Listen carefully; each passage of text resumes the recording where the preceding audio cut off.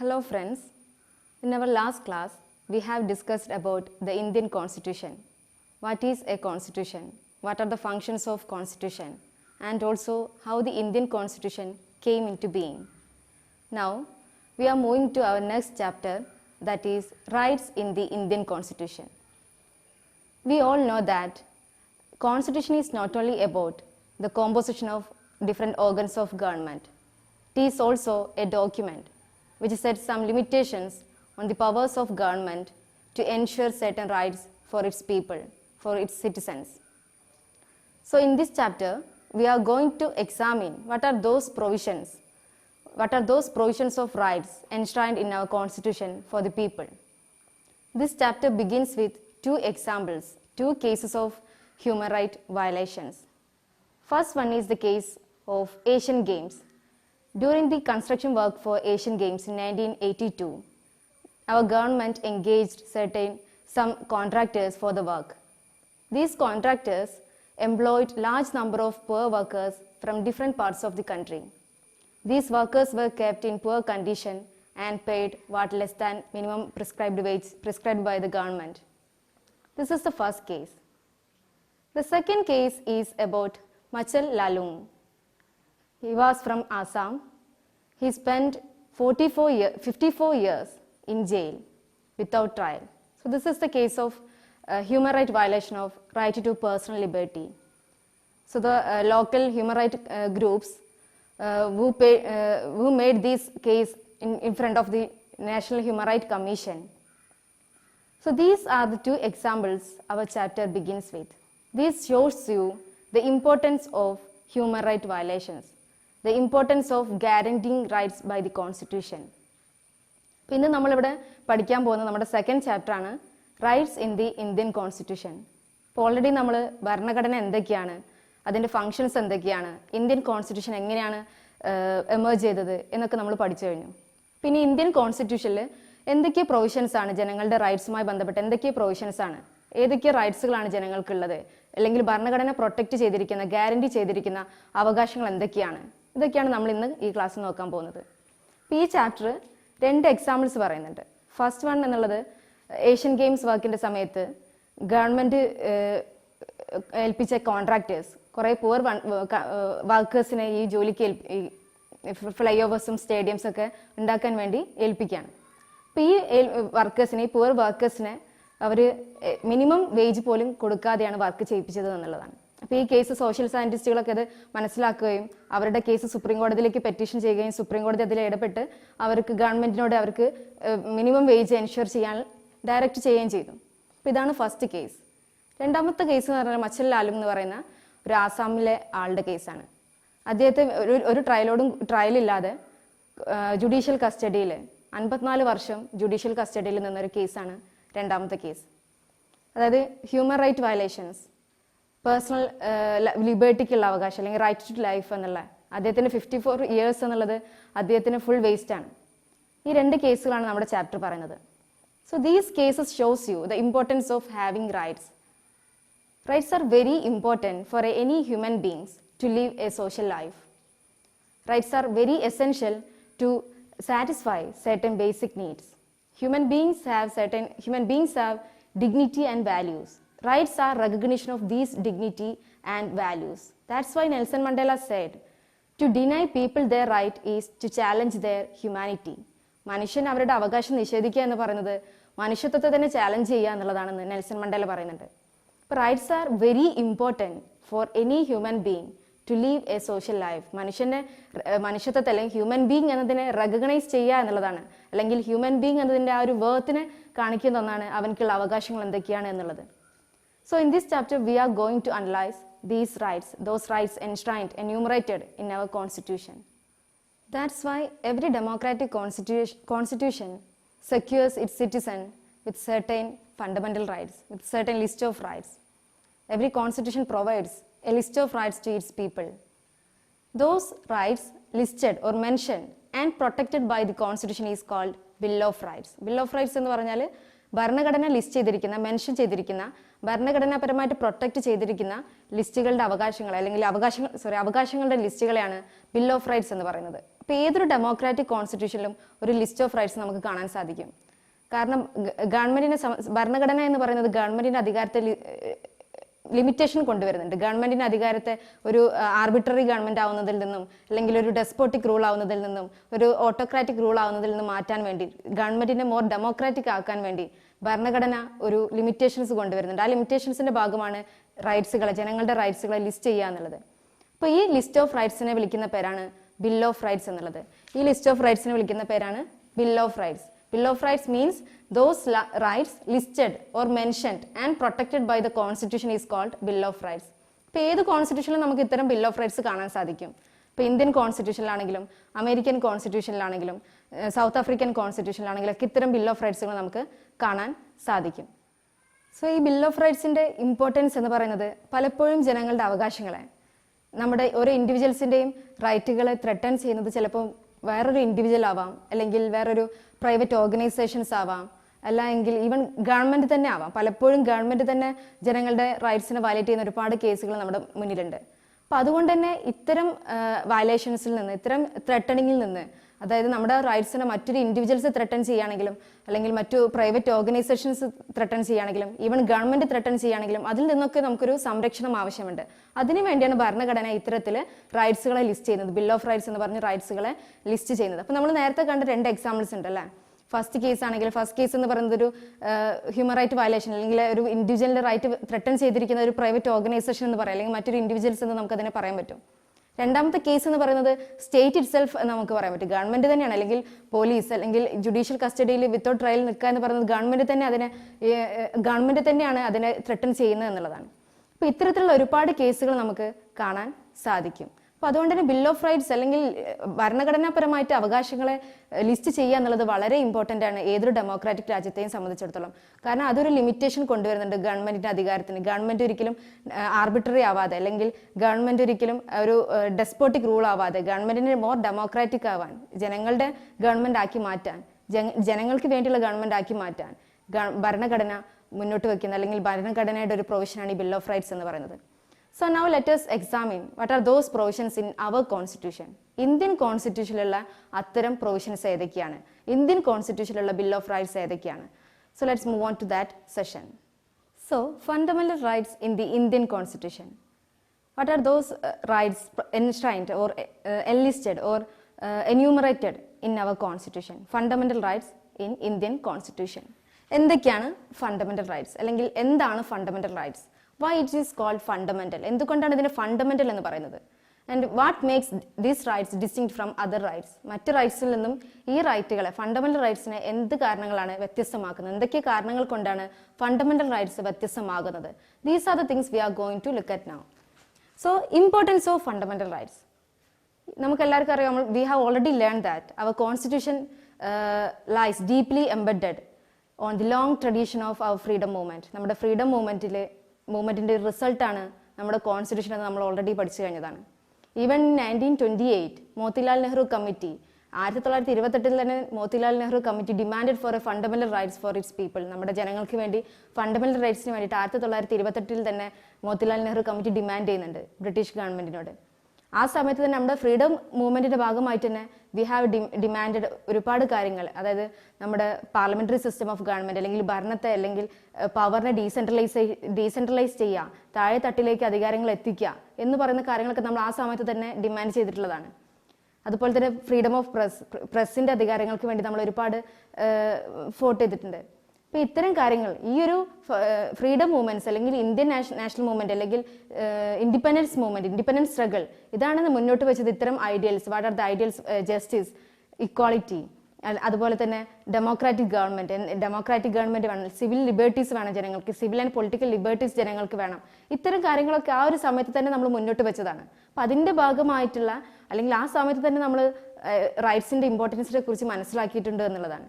അപ്പോൾ it is natural, Indian constitution ഉണ്ടാകുമ്പോൾ ഇതൊരു നാച്ചുറൽ ആണ് to create a constitution, to frame a constitution inclusive of all these ideals. ഈ ഐഡിയൽസിനൊക്കെ ചേർത്തുകൊണ്ടുള്ള ഒരു കോൺസ്റ്റിറ്റ്യൂഷൻ ഉണ്ടാക്കുക എന്നുള്ളത് നാച്ചുറൽ ആണ്. അപ്പോൾ നമ്മുടെ കോൺസ്റ്റിറ്റ്യൂഷൻ മേക്കേഴ്സ് ഈ കാര്യങ്ങളൊക്കെ ഉൾക്കൊള്ളിക്കുന്ന പ്രൊവിഷൻസ് നമ്മുടെ ഭരണഘടനയിൽ കൊണ്ടുവന്നിട്ടുണ്ട്. അതിൻ്റെ ഒരു പ്രധാനപ്പെട്ട ഭാഗമാണ് ഫണ്ടമെന്റൽ റൈറ്റ്സ് എന്നുള്ളത്.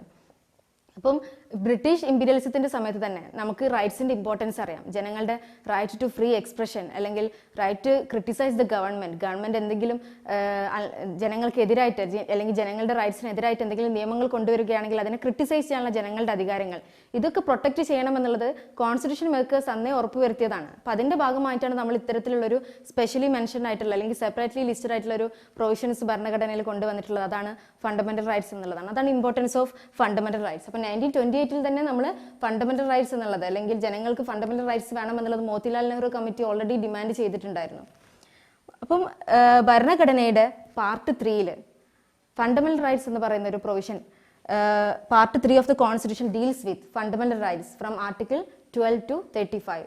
ആർട്ടിക്കിൾ 12 മുതൽ 35 വരെയുള്ള ആർട്ടിക്കിൾസ് ഡീൽസ് വിത്ത് ഫണ്ടമെന്റൽ റൈറ്റ്സിനെ കുറിച്ചാണ്. എന്താണ് fundamental rights? Why it is called fundamental? Or what makes these rights distinct from other rights? എന്തൊക്കെയാണ് ഈ ഒരു റൈറ്റിനെ മറ്റു റൈറ്റിൽ നിന്ന് വ്യത്യസ്തമാക്കുന്നത്? What are the importance of fundamental rights? The first thing is that fundamental rights are those rights which are so important. വളരെ important ആയിട്ടുള്ള those rights which are essential for an individual. ഒരു ഇൻഡിവിജ്വലിന് ഒരു ഡിഗ്നിറ്റിയോട് കൂടി സോഷ്യൽ റെസ്പെക്റ്റോട് കൂടി ജീവിക്കാൻ ആവശ്യമുള്ള വളരെ basic ആയിട്ടുള്ള റൈറ്റ്സിനെയാണ് നമ്മൾ ഫണ്ടമെന്റൽ റൈറ്റ്സ് എന്ന് വിളിക്കുന്നത്. That's why our constitution enumerated, that's why our constitution enlisted these rights separately and provided special provisions for the protection of these rights.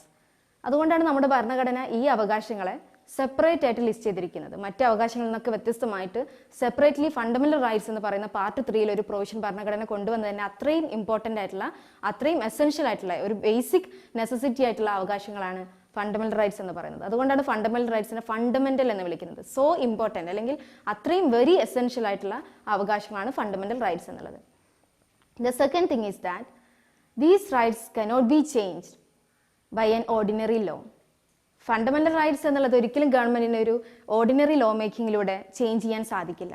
Fundamental റൈറ്റ്സിനെ ചേഞ്ച് ചെയ്യണമെങ്കിൽ government have to amend the constitution. ഗവൺമെന്റിനെ സംബന്ധിച്ചിടത്തോളം constitution amend ചെയ്യാതെ ഒരിക്കലും fundamental റൈറ്റ്സിന് change ചെയ്യാൻ സാധിക്കില്ല എന്നുള്ളതാണ്. അപ്പോൾ മറ്റൊരു ഏത് അവകാശങ്ങൾ എടുത്തു നോക്കുകയാണെങ്കിലും ഒരു ഓർഡിനറി ലോ മേക്കിങ്ങിലൂടെ ഗവൺമെന്റിന് അതിൽ ചേഞ്ച് ചെയ്യാം, അതിൽ മാറ്റങ്ങൾ വരുത്താം. പക്ഷെ ഫണ്ടമെന്റൽ റൈറ്റ്സിനെ സംബന്ധിച്ചിടത്തോളം ഗവൺമെന്റിന് ഒരിക്കലും ഒരു ഓർഡിനറി ലോ മേക്കിങ്ങിലൂടെ ഈ അവകാശത്തിൽ ഒരു ചേഞ്ചസും കൊണ്ടുവരാൻ സാധിക്കില്ല എന്നുള്ളതാണ്. ഈ അവകാശത്തിൽ എന്തെങ്കിലും ചേഞ്ചസ് കൊണ്ടുവരണം എന്നുണ്ടെങ്കിൽ ഗവൺമെന്റിന് ഭരണഘടന തന്നെ അമെൻഡ് ചെയ്യണം എന്നുള്ളതാണ്. And the most important thing അല്ലെങ്കിൽ last and most important thing is that these rights are legally enforceable. ഈ അവകാശങ്ങൾ എന്ന് പറയുന്നത് ലീഗലി എൻഫോഴ്സിബിൾ ആണ്. അല്ലെങ്കിൽ ഈ അവകാശങ്ങൾ നിങ്ങൾക്ക് വയലേറ്റ് ചെയ്യപ്പെടുകയാണെങ്കിൽ when you get violated of your human rights അല്ലെങ്കിൽ fundamental rights you can directly move to the supreme court. നിങ്ങൾക്ക് സുപ്രീം കോടതിയിലേക്ക് ഡയറക്ട്ലി മൂവ് ചെയ്യാനുള്ള അധികാരം ഭരണഘടന തരുന്നുണ്ട്. ഇപ്പോൾ ഭരണഘടനാപരമായിട്ട് പ്രൊട്ടക്റ്റഡ് ആണ് അല്ലെങ്കിൽ ഭരണഘടനാപരമായിട്ട് ഗ്യാരണ്ടീഡ് ആണ് നിങ്ങൾക്ക് നിങ്ങളുടെ അവകാശങ്ങൾ അല്ലെങ്കിൽ നമുക്ക് നമ്മുടെ അവകാശങ്ങൾ വയലേറ്റ് ചെയ്യപ്പെടുകയാണെങ്കിൽ നമുക്ക് ഡയറക്ട്ലി സുപ്രീം കോടതിയെ സമീപിക്കുക എന്നുള്ളത്. മറ്റെല്ലാ കേസിലും നമ്മൾ അപ്പീൽ വഴി സുപ്രീം കോടതിയിലേക്ക് പോകുന്നതാണ്. പക്ഷേ ഭരണഘടനാപരമായിട്ട് നമ്മുടെ ഫണ്ടമെന്റൽ റൈറ്റ്സ് വയലേറ്റ് ചെയ്യപ്പെടുകയാണെങ്കിൽ നമുക്ക് directly move to the supreme court എന്നുള്ളതാണ്. നിങ്ങൾക്ക് ഡയറക്ട്ലി സുപ്രീം കോടതിയെ തന്നെ സമീപിക്കാം എന്നുള്ളതാണ്. So these things makes these fundamental rights fundamental. ഈ ഒരു കാരണങ്ങളാണ് ഫണ്ടമെന്റൽ റൈറ്റ്സിനെ ഫണ്ടമെന്റൽ ആക്കുന്നത്. അപ്പോൾ ഇതൊക്കെയാണ് ഇമ്പോർട്ടൻസ് ഓഫ് ഫണ്ടമെന്റൽ റൈറ്റ്സ്. അതായത് ഫണ്ടമെന്റൽ റൈറ്റ്സ് എന്നുള്ളത് വളരെ ബേസിക് ആയിട്ടുള്ള റൈറ്റുകളാണ്, വളരെ ഇമ്പോർട്ടൻ്റ് ആയിട്ടുള്ള റൈറ്റുകളാണ്. അതുകൊണ്ടാണ് കോൺസ്റ്റിറ്റ്യൂഷൻ ഇതിന് സ്പെഷ്യൽ പ്രൊട്ടക്ഷൻ മെഷേഴ്സ് അല്ലെങ്കിൽ സ്പെഷ്യൽ പ്രൊവിഷൻസ് ഉണ്ട് അതിനെ പ്രൊട്ടക്ട് ചെയ്യാൻ വേണ്ടിയിട്ട്. അതിനുള്ള റെമഡീസ് ഹ്യൂമൻ റൈറ്റ് വയലേറ്റ് ചെയ്യപ്പെടുകയാണെങ്കിൽ ഫണ്ടമെന്റൽ റൈറ്റ്സ് വയലേറ്റ് ചെയ്യപ്പെടുകയാണെങ്കിൽ അതിന് സ്പെഷ്യൽ പ്രൊവിഷൻസ് വരെ കോൺസ്റ്റിറ്റ്യൂഷൻ മുന്നോട്ട് വയ്ക്കുന്നുണ്ട്. അതുകൊണ്ടാണ് ഈ റൈറ്റ്സിനെ ഫണ്ടമെന്റൽ എന്ന് പറയുന്നത്. Now let us examine what are those fundamental rights listed by the Constitution. So we have already said that in our part 3 from article 12 to 35 deals with fundamental rights. Article 12 മുതൽ 35 വരെയുള്ള കാര്യങ്ങളാണ് കോൺസ്റ്റിറ്റ്യൂഷനിൽ fundamental റൈറ്റ്സുമായിട്ട് deal ചെയ്യുന്നത് part 3. And we have already learn that these provision we are borrowed from the constitution of USA. American കോൺസ്റ്റിറ്റ്യൂഷനിൽ നിന്നും നമ്മൾ borrow ചെയ്തിരിക്കുന്നതാണ് ഈ ഒരു റൈറ്റ് പ്രൊവിഷൻ. ഈ ഒരു കോൺസ്റ്റിറ്റ്യൂഷണൽ പ്രൊവിഷൻ എന്ന് പറയുന്നത് ഫണ്ടമെന്റൽ റൈറ്റ് എന്നുള്ള പ്രൊവിഷൻ എന്ന് പറയുന്നത് നമ്മൾ അമേരിക്കൻ കോൺസ്റ്റിറ്റ്യൂഷനിൽ നിന്നും ബോറോ ചെയ്തിരിക്കുന്നതാണ്. ഈ അവകാശങ്ങൾ എന്ന് പറയുന്നത് വളരെ ഇമ്പോർട്ടൻ്റ് ആയിട്ടുള്ള പ്രൊവിഷനാണ്. അതുകൊണ്ട് തന്നെ heart and soul of the Indian constitution അല്ലെങ്കിൽ Magna Carta of the India എന്നറിയപ്പെടുന്ന ഒരു പ്രൊവിഷനാണ് fundamental right. Magna Carta of India. Indian Magna Carta എന്നറിയപ്പെടുന്ന പ്രൊവിഷനാണ് ഫണ്ടമെന്റൽ റൈറ്റ്സ്. ഒറിജിനലി ഇതിൽ 7 റൈറ്റ്സുകളുണ്ട്. ഫണ്ടമെന്റൽ റൈറ്റ്സ് എന്ന് പറയുമ്പോൾ ഒറിജിനലി നമ്മുടെ ഭരണഘടന 7 റൈറ്റ്സുകളെ കുറിച്ചാണ് പറയുന്നത്. 7 ഫണ്ടമെന്റൽ റൈറ്റ്സ് ആണ് ഇന്ത്യൻ കോൺസ്റ്റിറ്റ്യൂഷനിൽ ഒറിജിനലി ഉണ്ടായിരുന്നത്. Like right to equality. First one right to equality. Second one right to freedom. Third one right against exploitation. Fourth one right to religion. Fifth one cultural and educational right. Sixth one right to property. And the seventh last one right to constitutional remedies. These are the 7 rights provided by our constitution originally. These are the 7 fundamental rights provided by our constitution originally. Originally provide ചെയ്തിരിക്കുന്ന 7 fundamental rights ആണ് ഇതൊക്കെ. പക്ഷേ 1978 44th Constitutional Amendment Act 44th Constitutional Amendment Act ഈ right to property എന്നതിനെ delete ചെയ്തു. So the 44th Constitutional Amendment Act 1978 removed the right to property from the list of fundamental rights. And article 300A എന്ന് പറഞ്ഞിട്ട് പുതിയൊരു ആർട്ടിക്കിളിൽ ഒരു സാധാരണ ഒരു rights ആക്കി റൈറ്റ് ടു പ്രോപ്പർട്ടിയെ മാറ്റി എന്നുള്ളതാണ്. ഇപ്പോൾ fundamental right at present we have 6 fundamental rights. Right to equality, right to freedom, right against exploitation, right to religion, educational and cultural rights, and right to constitutional remedies. These are the 6 fundamental rights we have at present. Now the first fundamental right to equality. Equality kulla avakasham, right to equality. From article 40 to 80 deals with right to equality. Right to equality ye kurichulla ആർട്ടിക്കിളുകളാണ് article 14 മുതൽ 18 വരെയുള്ള article. Article 14 പറയുന്നത് article 14 മുന്നോട്ട് വയ്ക്കുന്നത് equality before law and equal protection of law. Equality before law and equal protection of law.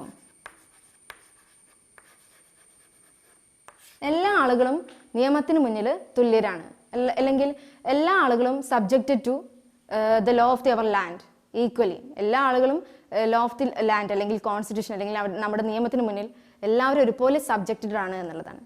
ഒരാളും നിയമത്തിന് മുകളിലല്ല. എല്ലാ വ്യക്തികളും ഒരേപോലെ, അത് ഏത് കാസ്റ്റ് ആയിക്കോട്ടെ, ഏത് റിലീജിയൻ ആയിക്കോട്ടെ, ഏത് ജെൻഡർ ആയിക്കോട്ടെ, ഒരു ഡിസ്ക്രിമിനേഷനും ഇല്ലാതെ എല്ലാ വ്യക്തികളും ഒരേപോലെ നിയമത്തിന് മുന്നിൽ തുല്യരാണ് എന്നുള്ള ഇക്വാളിറ്റി, അതാണ് ആർട്ടിക്കിൾ 14 മുന്നോട്ട് വെക്കുന്നത്. ഈ equality before law and equal protection of law എന്നുള്ളത് ഒരു ബ്രിട്ടീഷ് ഒറിജിൻ ആയിട്ടുള്ള ഒരു കോൺസെപ്റ്റാണ്. റൂൾ ഓഫ് ലോ എന്ന് പറയുന്ന കോൺസെപ്റ്റിന്റെ ഭാഗമാണ് ഈ equality before law and equal protection of law. British കോൺസ്റ്റിറ്റ്യൂഷന്റെ കോൺസെപ്റ്റ് ആയിട്ടുള്ള റൂൾ ഓഫ് ലോ, എല്ലാ ആളുകളും all are equal before law എന്ന് പറയുന്ന കോൺസെപ്റ്റിന്റെ ഭാഗമായിട്ട് ഒറിജിൻ ചെയ്തതാണ് equality before law and equal protection of law. അതായത് ഇറ്റ് പ്രൊവൈഡ്സ് അല്ലെങ്കിൽ it refers the absence of any special privileges on the ground of religion, caste, sex, age etcetera, place of birth etcetera. അപ്പം ഇത്തരത്തിലുള്ള ഒരു ഡിസ്ക്രിമിനേഷനും ഇല്ലാതെ എല്ലാ തരത്തിലുള്ള ഡിസ്ക്രിമിനേഷനും ഒഴിവാക്കുക, അല്ലെങ്കിൽ യാതൊരു ഡിസ്ക്രിമിനേഷനും ജനങ്ങൾക്കിടയിലില്ല, യാതൊരു കാറ്റഗറൈസേഷനും ജനങ്ങൾക്കിടയിലില്ലാതെ എല്ലാ ആളുകളും, വെദർ റിച്ച് ആണെങ്കിലും പുവർ ആണെങ്കിലും, whether different caste of people ആണെങ്കിലും, ഡിഫറെൻറ്റ് റിലീജിയൻ ആണെങ്കിലും, എല്ലാ ആളുകളും നിയമത്തിന് മുന്നിൽ തുല്യരാണ് എന്നുള്ള കോൺസെപ്റ്റാണ് equality before law and equal protection of law. അപ്പം എല്ലാവരും തുല്യരായിട്ട് അല്ലെങ്കിൽ ഈക്വലി സബ്ജക്റ്റഡ് ആണ് to our law of the land. എല്ലാവരും ഈക്വലി സബ്ജക്റ്റഡ് ആണ് നമ്മുടെ നിയമത്തിന് മുന്നിൽ.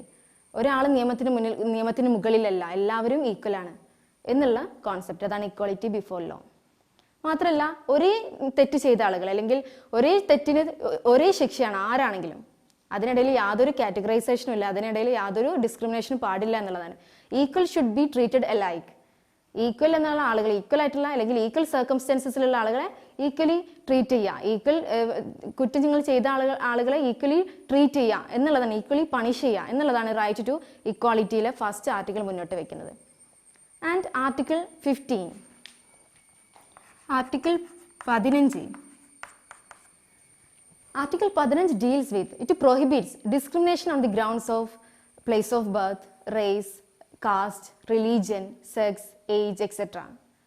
ഇത്തരത്തിലുള്ള ഡിസ്ക്രിമിനേഷനൊക്കെ ഇന്ത്യയിൽ പ്രൊഹിബിറ്റ് ചെയ്തിരിക്കുന്നു എന്നുള്ളതാണ് ആർട്ടിക്കിൾ 15. യാതൊരു തരത്തിലുള്ള ഡിസ്ക്രിമിനേഷൻ പാടില്ല, ഏജിന്റെ കാര്യത്തിലോ ജെൻഡറിന്റെ കാര്യത്തിലോ കാസ്റ്റിൻ്റെ കാര്യത്തിലോ അല്ലെങ്കിൽ റിലീജിയൻ്റെ കാര്യത്തിലോ യാതൊരു തരത്തിലുള്ള ഡിസ്ക്രിമിനേഷൻ പാടില്ല എന്നുള്ളതാണ് article 15. Article 15 prohibits discrimination on the ground of religion, age, sex, caste, place of birth etcetera. Article 16, article 16 deals with, അല്ലെങ്കിൽ article 14 says equality of opportunity in public employment. Public എംപ്ലോയ്മെന്റിൽ equality of opportunity, എല്ലാ ആളുകൾക്കും തുല്യ അവസരം ഉറപ്പുവരുത്തുക, equality of opportunity and equal status ഉറപ്പുവരുത്തുക എന്നുള്ളതാണ് article 16. ഇപ്പോൾ ഗവൺമെന്റ് സർവീസിലേക്ക് ഗവൺമെന്റിന് എന്താ, എല്ലാ ആളുകൾക്കും ഏത് ജെൻഡർ ആയിക്കോട്ടെ ഏത് കാസ്റ്റ് ആയിക്കോട്ടെ എല്ലാ ആളുകൾക്കും എന്താണ് തുല്യ അവസരമുണ്ട്. മെറിറ്റ് അടിസ്ഥാനത്തിലാണ് എല്ലാം. അപ്പോൾ എല്ലാവർക്കും തുല്യ അവസരമുണ്ട്, തുല്യ അവസരം ഉറപ്പുവരുത്തുക എന്നുള്ളതാണ് ആർട്ടിക്കിൾ 16. ആർട്ടിക്കിൾ 17 പറയുന്നത്, ആർട്ടിക്കിൾ 17 അബോളിഷസ് അൺടച്ചബിലിറ്റി. അൺടച്ചബിലിറ്റി അബോളിഷ് ചെയ്യുന്ന ആർട്ടിക്കിളാണ് ആർട്ടിക്കിൾ 17. നമുക്ക് ഓൾറെഡി അറിയാം, ഇന്ത്യ എന്ന് പറയുന്നത് ഒരു കാസ്റ്റ് റിഡൻ സൊസൈറ്റി ആയിരുന്നു. ഇന്ത്യയുടെ ഹിസ്റ്ററി ഒക്കെ നമ്മൾ എല്ലാവരും പഠിച്ചതാണ്. ഒരു കാസ്റ്റ് റിഡൻ സൊസൈറ്റി, പലതരത്തിലുള്ള cast discriminations.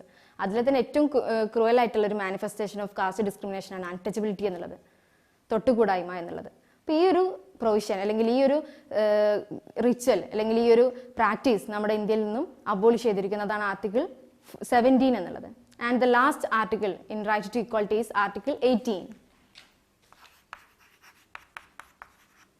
Abolition of titles. Article 18 says abolition of titles. യാതൊരു തരത്തിലുള്ള ടൈറ്റിൽസും കൺഫർ ചെയ്യാൻ പാടില്ല.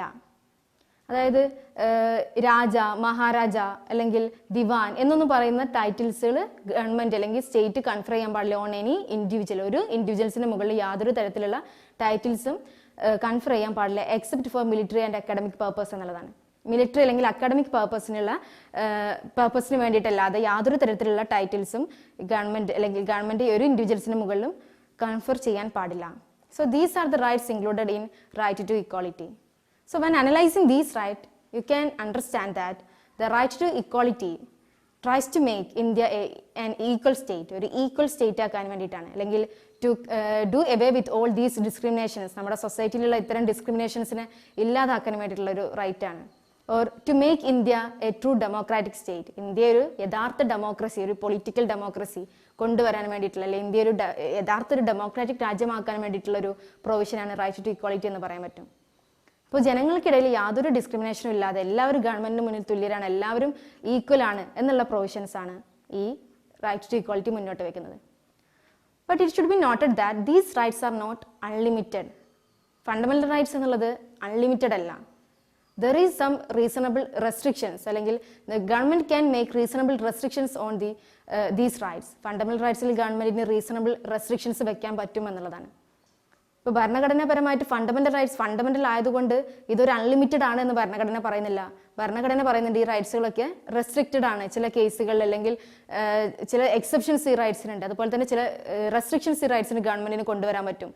ഇന്ത്യയുടെ സോവറിറ്റിക്ക് അല്ലെങ്കിൽ ഇന്ത്യയുടെ സെക്യൂരിറ്റിക്ക് അല്ലെങ്കിൽ ജനങ്ങളുടെ പീസ്ഫുൾ ലൈഫിന് എന്തെങ്കിലും ഡേഞ്ചർ ഉണ്ടാവുകയാണെങ്കിൽ ഈ റൈറ്റ്സിനൊക്കെ റെസ്ട്രിക്ട് ചെയ്യാനുള്ള അധികാരവും ഗവൺമെന്റിന് ഭരണഘടന നൽകുന്നുണ്ട്.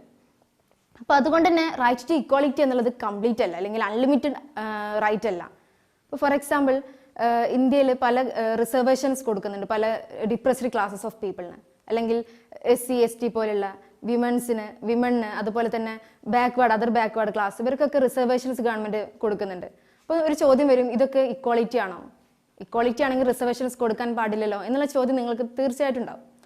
പക്ഷെ അത് ഗവൺമെന്റ് പറയുന്നുണ്ട്, ഇൻ ഓർഡർ ടു അല്ലെങ്കിൽ in order to give effect to these principle of right to equality എന്ന പ്രിൻസിപ്പിൾ അല്ലെങ്കിൽ റൈറ്റ് ടു ഇക്വാളിറ്റിക്ക് ഒരു എഫക്റ്റ് നൽകണമെങ്കിൽ ഇത്തരം പ്രൊവിഷൻസ് അനിവാര്യമാണ്. കാരണം സൊസൈറ്റി എന്ന് പറയുന്നത്, ഇന്ത്യ എന്ന് പറയുന്നത് കാസ്റ്റ് റിഡൻ സൊസൈറ്റി ആയിരുന്നു, എല്ലാ തരത്തിലുള്ള ഡിസ്ക്രിമിനേഷൻസ് ഉണ്ടായിരുന്ന ഒരു സൊസൈറ്റി ആയിരുന്നു.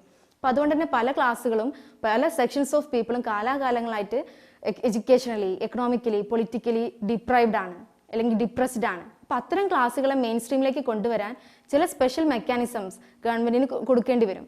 അതുകൊണ്ട് തന്നെ ആർട്ടിക്കിൾ 16 പറയുന്നത് പ്രൊഹിബിഷൻ ഓഫ് ഡിസ്ക്രിമിനേഷൻ ആണെന്ന് പറഞ്ഞു, അല്ലെങ്കിൽ equality of opportunity in public employment ആണ് ആർട്ടിക്കിൾ 16 പറയുന്നത്.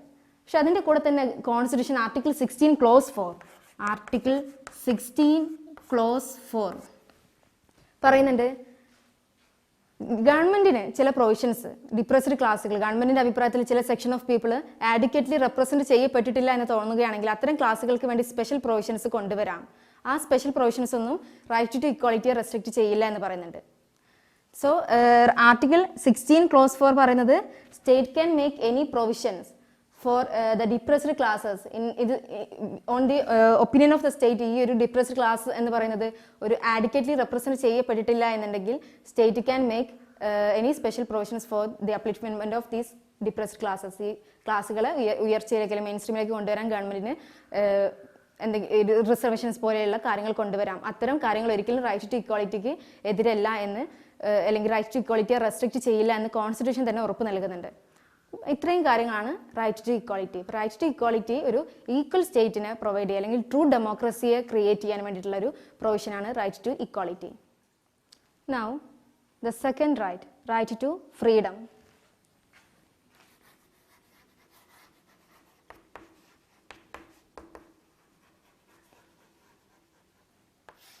റൈറ്റ് ടു ഫ്രീഡം, സ്വാതന്ത്ര്യത്തിനുള്ള അവകാശം. ഇപ്പോൾ ഇക്വാളിറ്റിക്കുള്ള അവകാശം ഓൾറെഡി പറഞ്ഞു. അപ്പോൾ ഇക്വാളിറ്റി ഒരിക്കലും കംപ്ലീറ്റ് ആകില്ല വിത്തൗട്ട് ഫ്രീഡം. അല്ലെങ്കിൽ ഫ്രീഡം അല്ലെങ്കിൽ ലിബർട്ടി ഇല്ലാതെ ഒരിക്കലും ഇക്വാളിറ്റി നമുക്ക് കൊണ്ടുവരാൻ സാധിക്കില്ല, അല്ലെങ്കിൽ ഇക്വാളിറ്റി സൊസൈറ്റിയിൽ ഉണ്ടാവില്ല എന്നുള്ളതാണ്. അപ്പം ഇക്വാളിറ്റിയെ ക്രിയേറ്റ് ചെയ്യാൻ വേണ്ടിയിട്ടും അല്ലെങ്കിൽ ഫ്രീഡം ഇക്വാളിറ്റി എന്നുള്ളത് രണ്ടും ഒരുമിച്ച് വേണ്ട ഒരു സംഭവങ്ങളാണ്. അപ്പോൾ അതുകൊണ്ട് തന്നെ റൈറ്റ് ടു ഫ്രീഡം എന്നുള്ളത് article 19 to 22 deals with right to freedom. ഫ്രീഡത്തെ കുറിച്ചുള്ള ആർട്ടിക്കിളാണ് article 19 to 22. In Article 19, the Constitution provides for 6 fundamental rights. Article 9 6 റൈറ്റുകളെ കുറിച്ച് ഭരണഘടന പറയുന്നുണ്ട്. 6 rights.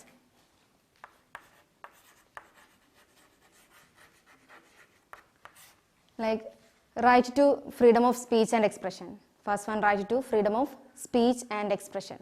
നമുക്ക് ഫ്രീ ആയിട്ട് നമ്മുടെ അഭിപ്രായങ്ങൾ, നമ്മുടെ ഒപ്പീനിയൻസ്, നമ്മളെ വിശ്വാസങ്ങൾ ഫ്രീ ആയിട്ട് പറയാനുള്ള അവകാശം. Right to freedom of free expression and freedom of speech and free expression. Second one, right to form association. നിങ്ങൾക്ക് നിങ്ങളുടെ അസോസിയേഷൻസ്, ഇപ്പോൾ പൊളിറ്റിക്കൽ പാർട്ടീസ് അല്ലെങ്കിൽ യൂണിയൻ, ട്രേഡ് യൂണിയൻസ് അല്ലെങ്കിൽ ക്ലബ്ബുകൾ, ഓർഗനൈസേഷൻസ്, ഇതൊക്കെ ഫോം ചെയ്യാനുള്ള അവകാശമാണ് right to form associations. Next one, right to reside in any part of India. Right to reside and settle in any part of India. ഇന്ത്യയിൽ എവിടെയും reside ചെയ്യാനും സെറ്റിൽ ചെയ്യാനുള്ള അവകാശം. അതേപോലെ തന്നെ റൈറ്റ് ടു മൂവ് ഫ്രീലി. ഇന്ത്യയിൽ എവിടെയും നിങ്ങൾക്ക് ഫ്രീ ആയിട്ട് മൂവ് ചെയ്യാനുള്ള അവകാശം. അതേപോലെ തന്നെ right to practise any profession. നിങ്ങൾക്ക് ഏത് പ്രൊഫഷനും പ്രാക്ടീസ് ചെയ്യാനുള്ള അധികാരം. എവിടെയും ഏത് ജോലികളും അല്ലെങ്കിൽ നിങ്ങൾക്ക് ഇഷ്ടപ്പെട്ട പ്രൊഫഷൻ ഏതാണോ അത് പ്രാക്ടീസ് ചെയ്യാനുള്ള അധികാരം. അതുപോലെ തന്നെ right to assemble peacefully without arms ഇല്ലാതെ അല്ലെങ്കിൽ വയലൻ്റ് അല്ലാതെ പീസ്ഫുള്ളി നിങ്ങൾക്ക് അസംബിൾ ചെയ്യാനുള്ള അധികാരം. ഇത്രയും 6 റൈറ്റുകൾ, അവകാശങ്ങൾ ആർട്ടിക്കിൾ 19 പ്രൊവൈഡ് ചെയ്യുന്നുണ്ട്. അപ്പം ആർട്ടിക്കിൾ 19 6 റൈറ്റിനെ കുറിച്ച് പറയുന്നു. അതായത് നിങ്ങൾക്ക് നിങ്ങളുടെ അഭിപ്രായങ്ങൾ, നിങ്ങളുടെ പൊളിറ്റിക്കൽ ഐഡിയോളജീസ് എന്താണോ അല്ലെങ്കിൽ നിങ്ങളുടെ വിശ്വാസം എന്താണോ അത് ഫ്രീ ആയിട്ട് എക്സ്പ്രസ് ചെയ്യാനുള്ള അധികാരം ഭരണഘടന നൽകുന്നുണ്ട്. അതേപോലെ തന്നെ നിങ്ങൾക്ക് എവിടെയും മൂവ് ചെയ്യാനുള്ള അധികാരം ഭരണഘടന നൽകുന്നുണ്ട്. നിങ്ങൾക്ക് എവിടെയും റിസൈഡ് ചെയ്യാം, സെറ്റിൽ ചെയ്യാം, നിങ്ങൾക്ക് ഇഷ്ടമുള്ള ജോലി ഏതാണോ അത് പ്രാക്ടീസ് ചെയ്യാം. അതിനൊന്നും യാതൊരു റെസ്ട്രിക്ഷൻസും ഭരണഘടന നൽകുന്നില്ല എന്നുള്ളതാണ്. പക്ഷെ നേരത്തെ പറഞ്ഞ പോലെ തന്നെ these rights are not complete, these rights are not absolute, these right are subjected to reasonable restrictions. ഈ അവകാശങ്ങൾ എന്ന് പറയുന്നത് റീസണബിൾ റെസ്ട്രിക്ഷൻസിന് സബ്ജക്റ്റഡ് ആണ്.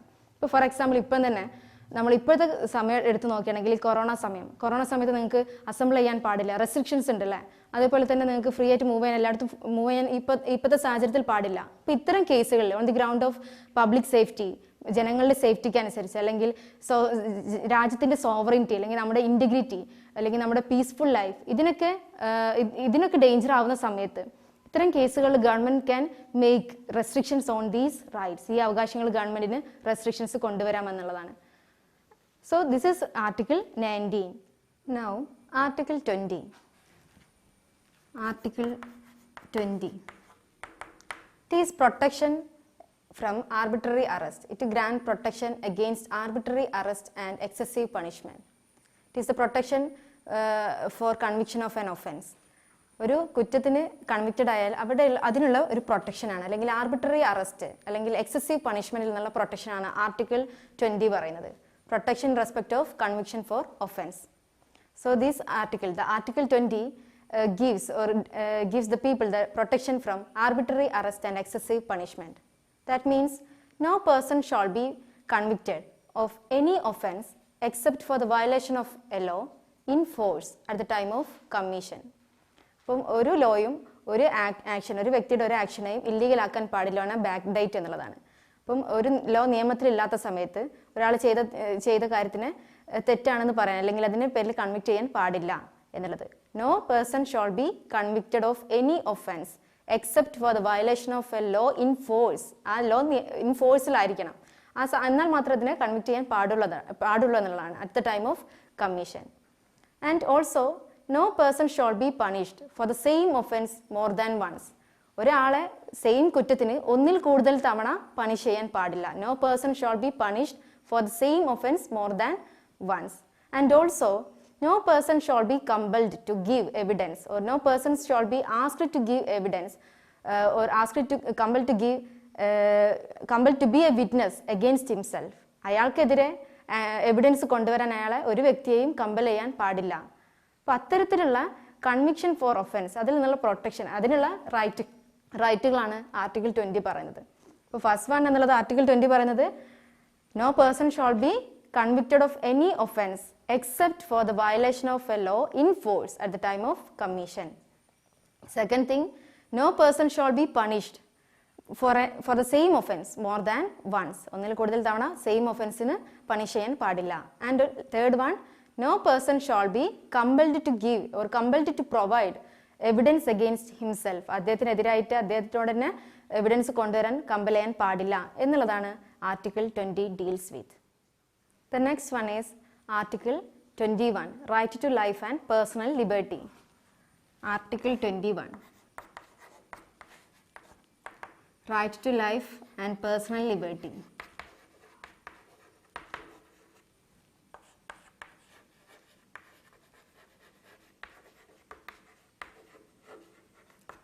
Article 21, Right to Life and Personal Liberty. It means that no person can be denied of his or her life. ഒരാൾക്കും അവരുടെ ലൈഫിനെ deny ചെയ്യാൻ പാടില്ല.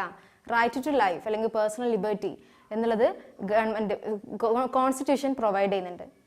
ഇപ്പോൾ ഒരു അറസ്റ്റ് ചെയ്ത ആളെ അയാൾക്ക് റൈറ്റ് ടു ലൈഫ് ഉണ്ട്, ആ ലൈഫിനെ ഹനിക്കാൻ പാടില്ല. അപ്പോൾ നമ്മൾ നേരത്തെ ചാപ്റ്റർ ഫസ്റ്റ് തുടങ്ങുമ്പോൾ പറഞ്ഞു രണ്ടാമത്തെ എക്സാമ്പിൾ മച്ചല്ലാലും എന്ന് പറയുന്ന ആളുടെ ഒരു എക്സാമ്പിൾ. 54 വർഷം ജയിലിൽ ട്രയലൊന്നും നടക്കാതെ ജയിലിൽ കസ്റ്റഡിയിൽ നിന്ന ഒരാളുടെ കേസ് നമ്മൾ ഓൾറെഡി ഡിസ്കസ് ചെയ്തതാണ്. ആ കേസ് പറയുന്നത് അദ്ദേഹത്തിൻ്റെ റൈറ്റ് ടു ലൈഫാണ് അദ്ദേഹത്തിന് ഡിനൈ ചെയ്തത് എന്നുള്ളതാണ്. അപ്പം അത്തരത്തിലുള്ള അവകാശങ്ങൾ ഭരണഘടന പ്രൊവൈഡ് ചെയ്യുന്നുണ്ട്. ഇപ്പോൾ ഈ റൈറ്റ് ടു ലൈഫ് എന്നുള്ളത് ഒരുപാട് ഈ അവകാശങ്ങളൊക്കെ ഇതിൻ്റെ സ്കോപ്പ് എന്നുള്ളത് ഓരോ സമയത്തും എക്സ്പാൻഡ് ചെയ്തുകൊണ്ടിരിക്കുന്ന ഒന്നാണ് റൈറ്റുകൾ. ഏതൊരു റൈറ്റിൻ്റെയും സ്കോപ്പ് കാലത്തിനനുസരിച്ച് ചേഞ്ച് സർക്കംസ്റ്റൻസസ് അനുസരിച്ച് എക്സ്പാൻഡ് ചെയ്യുന്നതാണ്. അപ്പോൾ ഇതിൽ ഒരുപാട് സ്കോപ്പ് നമ്മുടെ സുപ്രീം കോടതി പറയുന്നുണ്ട്. റൈറ്റ് ടു ലൈഫ് എന്ന് പറയുന്നത് right to have a good environment, നല്ലൊരു എൻവയോൺമെൻറ്റ് ഉണ്ടാവുക എന്ന് പറയുന്നത് റൈറ്റ് ടു ലൈഫിൻ്റെ ഭാഗമാണ്, പേഴ്സണൽ ലിബർട്ടിയുടെ ഭാഗമാണ്. നല്ലൊരു എൻവയോൺമെൻറ്റ്, ഒരു പൊല്യൂഷൻ ഫ്രീ ആയിട്ടുള്ള എയർ ശ്വസിക്കാൻ പറ്റുക, പൊല്യൂഷൻ ഫ്രീ ആയിട്ടുള്ള വാട്ടർ ലഭിക്കുക, ഷെൽട്ടർ ലഭിക്കുക, ലൈവ്ലിഹുഡ്, നല്ല ലൈവ്ലിഹുഡ് ഉണ്ടാവുക, ഡിഗ്നിറ്റി ഉള്ള ലൈഫ് ഉണ്ടാവുക, സോഷ്യൽ റെസ്പെക്റ്റോട് കൂടിയുള്ള ലൈഫ് ഉണ്ടാവുക, ഇതൊക്കെ റൈറ്റ് ടു ലൈഫിൻ്റെ ഭാഗമാണ്. And also right to information, governmental ആക്ടിവിറ്റീസിനെ കുറിച്ച് അറിയാനുള്ള അവകാശങ്ങൾ. അതേപോലെ തന്നെ right to education. Right to education എന്നുള്ളത് 2002 86th കോൺസ്റ്റിറ്റ്യൂഷണൽ അമെൻമെൻറ്റ് ആക്ട് കൊണ്ടുവന്ന ഒന്നാണ് റൈറ്റ് ടു എഡ്യൂക്കേഷൻ.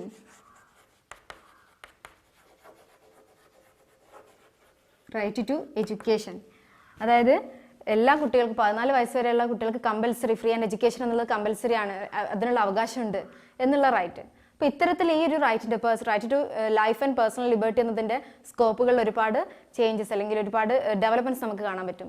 നല്ല ഷെൽട്ടർ ഉണ്ടാവുക, നല്ല എൻവയോൺമെൻറ്റ് ഉണ്ടാവുക, നല്ല കുടിക്കാനുള്ള വെള്ളം, നമ്മുടെ ലൈവ്ലിഹുഡ്, ഇതൊക്കെ ഇതിൻ്റെ ഭാഗമാണ് എന്നുള്ളതാണ്. അപ്പോൾ article 21 deals with right to life and personal liberty. എല്ലാ ആളുകൾക്കും ലൈഫിനുള്ള അല്ലെങ്കിൽ ഒരാൾക്കും അവൻ്റെ റൈറ്റ് ടു ലൈഫ് ഡിനൈ ചെയ്യാൻ പാടില്ല എന്നുള്ളതാണ്.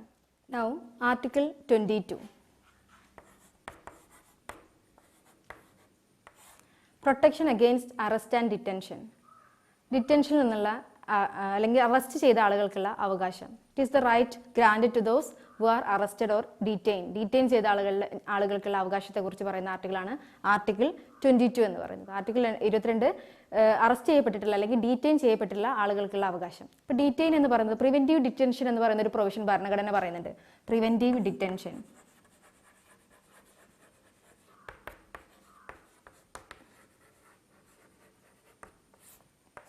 Preventive detention. Preventive detention means detention without trial. Trial കൂടാതെ ഡിറ്റെയിൻ ചെയ്യാം.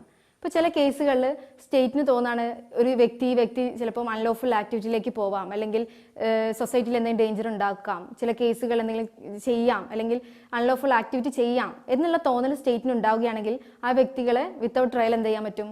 ഡിറ്റെയിൻ ചെയ്യാൻ പറ്റും. അതിനുള്ള അവകാശമാണ് അതിനുള്ള ആ ഒരു പ്രൊവിഷനാണ് പ്രിവെന്റീവ് ഡിറ്റൻഷൻ. ഒരു തെറ്റ് ചെയ്യുന്നതിൽ നിന്ന് അല്ലെങ്കിൽ ഒരു കുറ്റം ചെയ്യുന്നതിൽ നിന്ന് പ്രിവെന്റ് ചെയ്യുക. പ്രിവെന്റീവ് ഡിറ്റൻഷൻ എന്നുള്ളത് ഒരാളെ ഒരിക്കലും പണിഷ് ചെയ്യാൻ വേണ്ടിയിട്ടുള്ള പ്രൊവിഷൻ അല്ല, പക്ഷേ പ്രിവെന്റീവ് ഡിറ്റൻഷൻ എന്നുള്ളത് പ്രിവെന്റ് ചെയ്യാൻ, ഒരു കുറ്റം ചെയ്യുന്നതിൽ നിന്ന് പ്രിവെന്റ് ചെയ്യാനുള്ള ഒരു പ്രിൻസിപ്പിളാണ് അല്ലെങ്കിൽ പ്രൊവിഷനാണ് പ്രിവെന്റീവ് ഡിറ്റൻഷൻ എന്നുള്ളത്. അപ്പോൾ ഇത്തരം കേസുകളിൽ ഡീറ്റെയിൻ ചെയ്ത ആളുകൾക്ക് അവരെ 3 മാസത്തിൽ കൂടുതൽ ഡീറ്റെയിൻ ചെയ്യാൻ പാടില്ല എന്ന് ഭരണഘടന പറയുന്നുണ്ട്. ഒരിക്കലും 3 മാസത്തിൽ കൂടുതൽ അത് എക്സീഡ് ചെയ്യാൻ പാടില്ല ഈ പ്രിവെന്റീവ് ഡിറ്റൻഷൻ എന്ന് പറയുന്നുണ്ട്. അതുപോലെ തന്നെ ഈ ഡിറ്റെയിൻ ചെയ്തിട്ടുള്ള അറസ്റ്റ് ചെയ്തപ്പെട്ട വ്യക്തിക്ക് അവന്റെ കാരണങ്ങൾ, എന്ത് കാരണത്തിന്റെ ബേസിലാണ് അവനെ അറസ്റ്റ് ചെയ്തത് എന്നറിയാനുള്ള സ്വാതന്ത്ര്യമുണ്ട്. He has the right to be informed of the grounds of arrest. എന്ത് കാരണത്തിനാണ്, എന്ത് ഗ്രൗണ്ട്സിലാണ് അദ്ദേഹത്തിന് അറസ്റ്റ് ചെയ്തിരിക്കുന്നത് എന്നറിയാനുള്ള അവകാശമുണ്ട്.